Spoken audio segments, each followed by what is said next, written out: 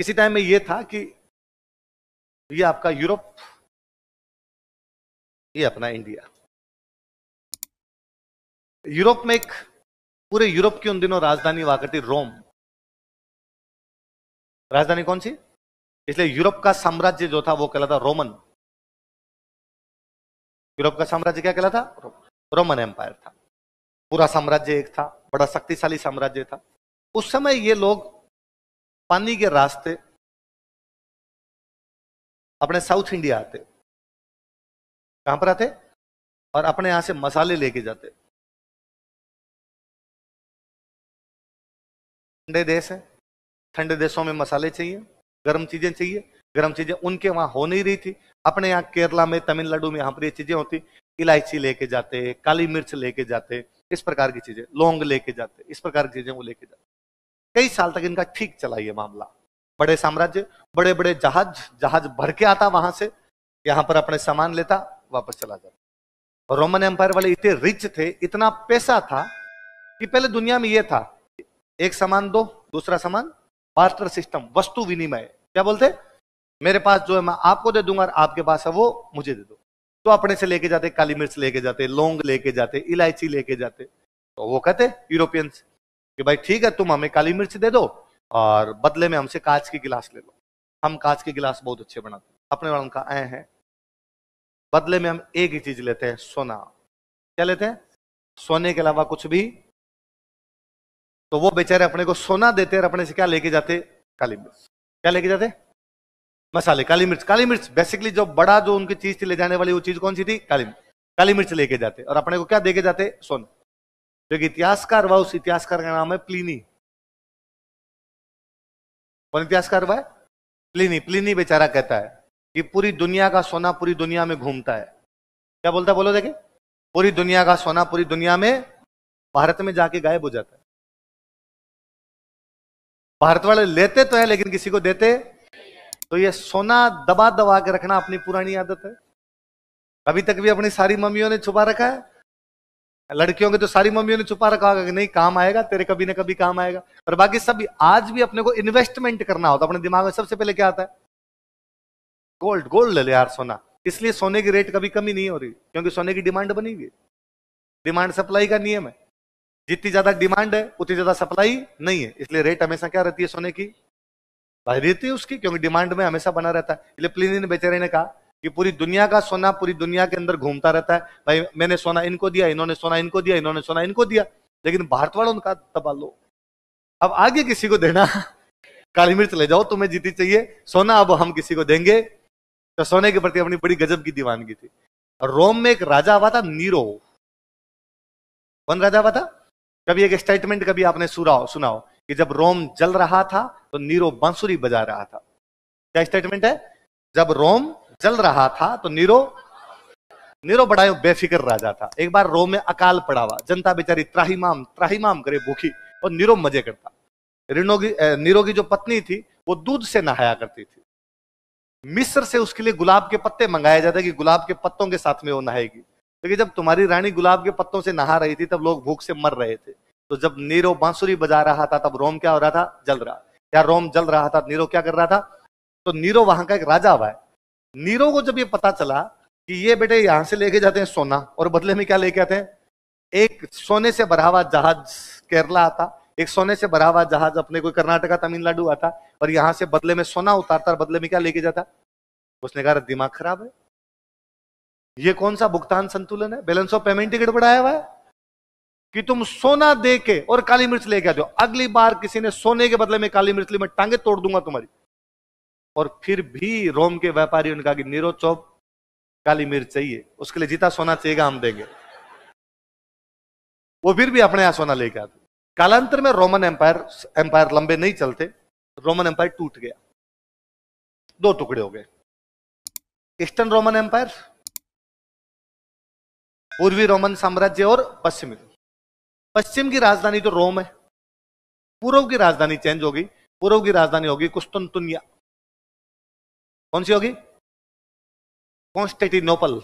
आजकल आप बोलते हो इस्तांबुल, तुर्की का एक शहर है इस्तांबुल, तो अब वो हो गया इस्तांबुल हो गया। जब एम्पायर टूटा ना, जब बड़े साम्राज्य होते हैं तो साम्राज्य के पास पैसे ज्यादा होते हैं।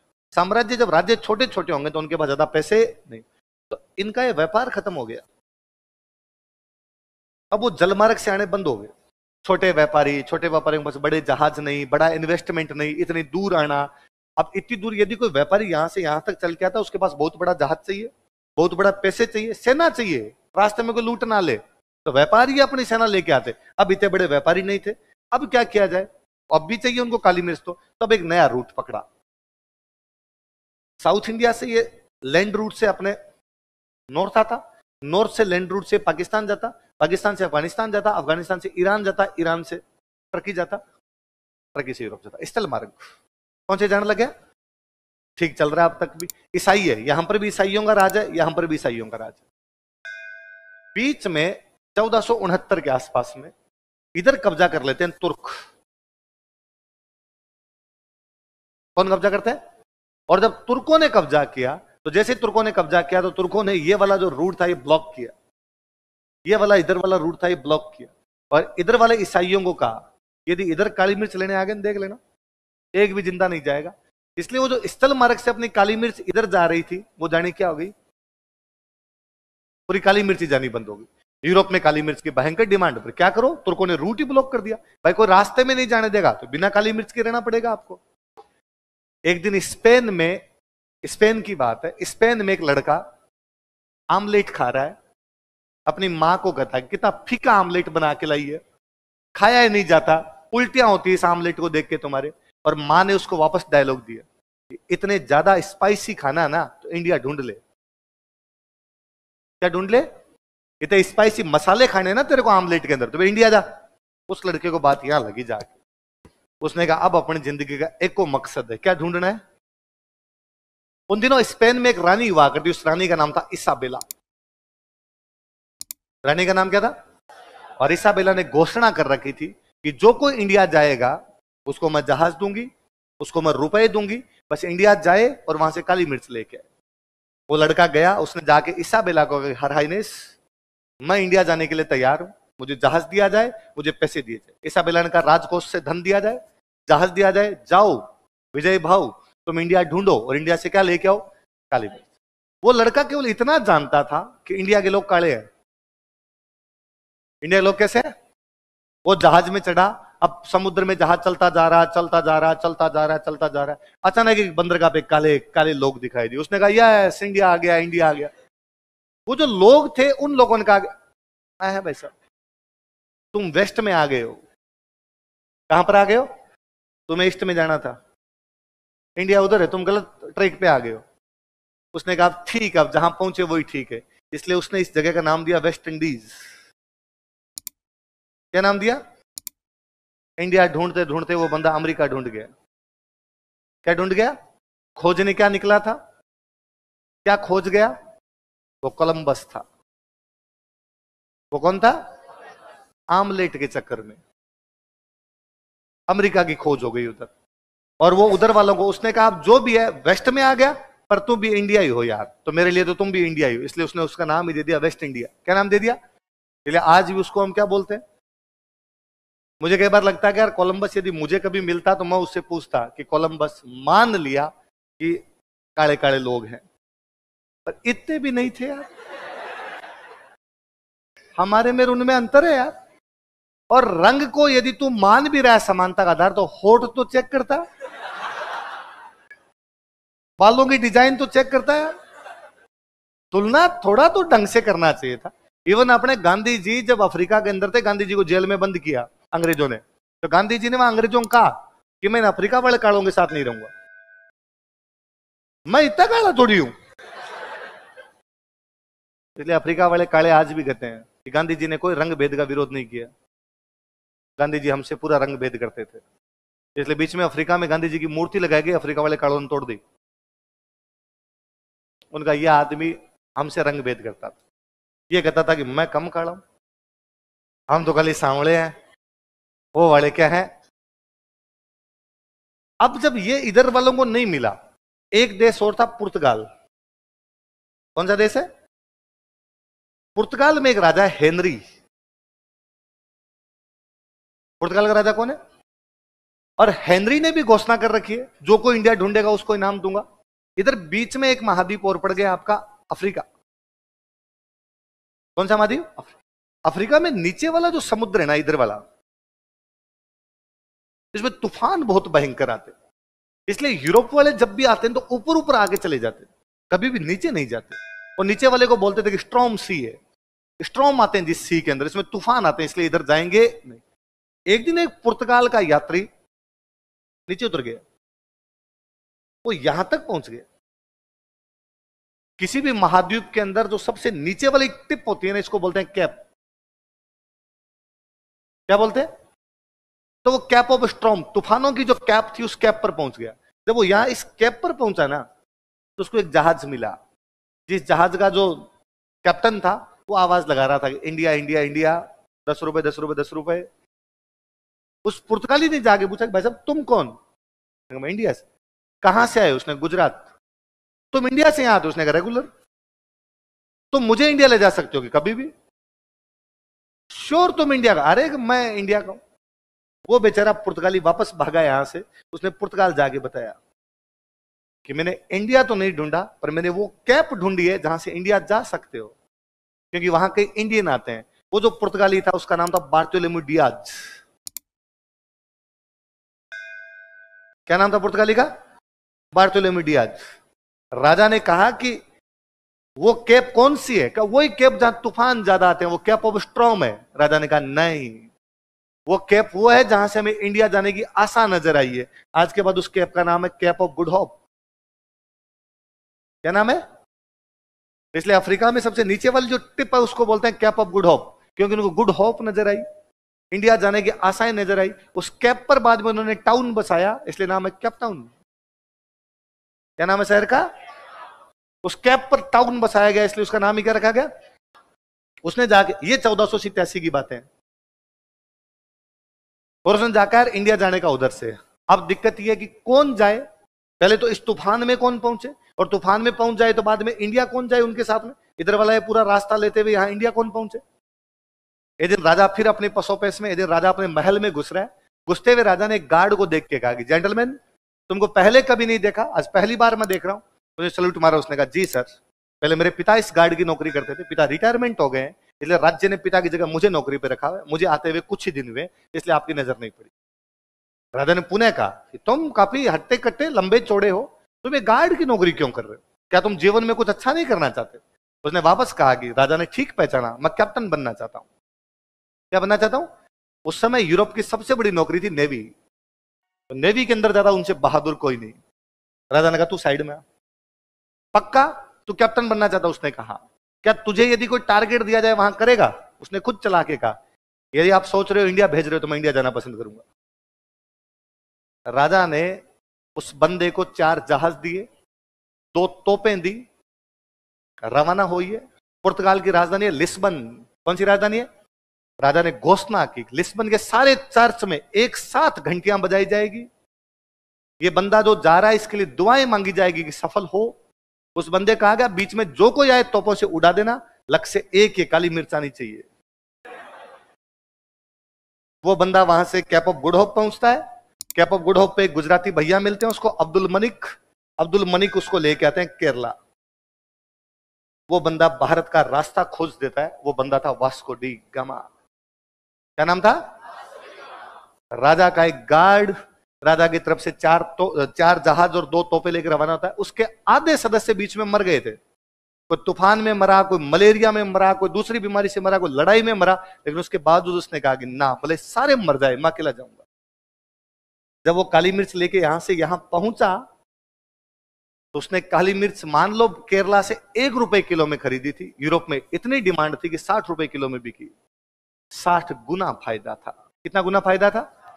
इसलिए बचपन से जो आप पढ़ते आए कि वास्को डी गामा ने भारत की खोज की, नहीं, वास्को डी गामा ने भारत आने वाले रास्ते की खोज की। भारत गुमशुदा थोड़ी था। हम शताब्दियों से थे, हम पहले थे, हम आज हैं, हम आगे रहेंगे। उनको रास्ता भूल गए थे वो लोग। इस वापस स्थल मार्ग की खोज करने वाला, जल मार्ग की कोई खोज करने वाला बंदा था। वो कौन था? वास्को डी गामा जब इंडिया आया तो उसे 2 चीजें पता थी। वो 2 धर्मों के बारे में खूब अच्छे से जानता था। वो ईसाई था, इसलिए वो जानता था कि दुनिया में ईसाई धर्म के लोग होते हैं।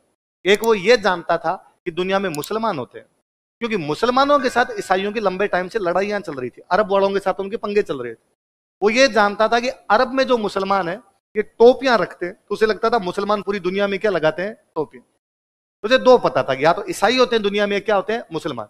जब वो अपने केरल आया तो उसे टोपियों वाले नहीं मिले, तो उसको लगा कि मुसलमान तो नहीं है, तो उसे लगा ईसाई है। तो पहले वो बड़ा राजी होता है, वो लेटर लिखता है कि मैं जहां पर आजकल आया हुआ हूं वहां पर अपने वाले भाई लोग हैं और सारे के सारे ईसाई हैं। और उसने कहा गजब की बात है, ये क्राइस्ट की पूजा करते हैं, क्राइस्ट भगवान जो जीसस जो होते हैं, ईसा मसीह क्राइस्ट की पूजा करते हैं। और उसने कहा क्राइस्ट की मम्मी की भी पूजा करते हैं, मदर मेरी।